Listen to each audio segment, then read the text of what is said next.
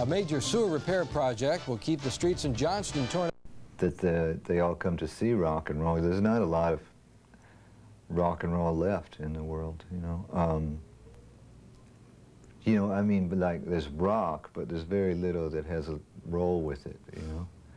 And we are one of those particular bands that likes to have a little roll with the rock. For 15 years now, Tom Petty and the Heartbreakers have stood out as a rock and roll band of great integrity. Petty and the band have always put the music first. The success of this band was never about a gimmick. The appeal of Petty and the Heartbreakers is simply the incredible sound that Petty, Mike Campbell, Ben Montench, Stan Lynch, and Howie Epstein make together. It's still one of the greatest sounds in rock and roll. Petty and the Heartbreakers will return in a moment. And now the in-concert artist profile with Tom Petty. The in-concert artist profile brought to you by Ivory Bar. To what extent did the Heartbreaker sound develop on the road?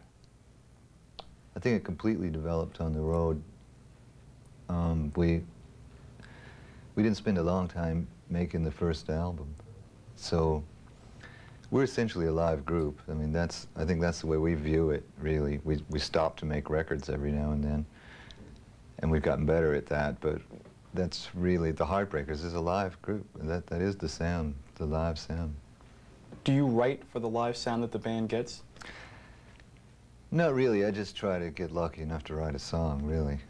But I'm fortunate in that they understand the music I write so well that it's very easy for them to take it and adapt it to their sound, you know. When I did the solo album, I wasn't thinking about them at all, to be honest, sorry. But when it came time to play it, they could play it effortlessly, you know. It just sounded like I'd written it for them, really. Do you find, though, that material has, because you've been playing some of the Full Moon Fever material for a few years now with them, has it changed? Are there songs that are different with the Heartbreakers? It seems to develop a little more muscle as it goes along in you. But all the songs do. You always wish that you could play them on the road for a year and then come back and make the record then. But I think that's always the case. I know a lot of people go through that.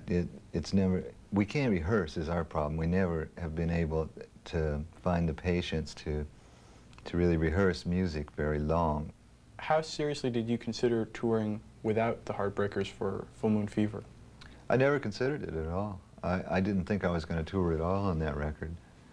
And I've never considered touring without them. I don't think, for a number of reasons. I mean, first of all, I don't think I could put together a group that good for that purpose. And I like playing with the Heartbreakers, and I like hanging around with them, strange as it seems after all this time. We've been through our ups and downs, but I think these days we're probably a lot more chummy than we were, say, 5 years ago. People ask me, is it different now, you know, 15 years later? It's not a lot different. It's very much the same, because I'm still excited to play with them. And I think they're excited to play with me and with each other. That's why we stay together.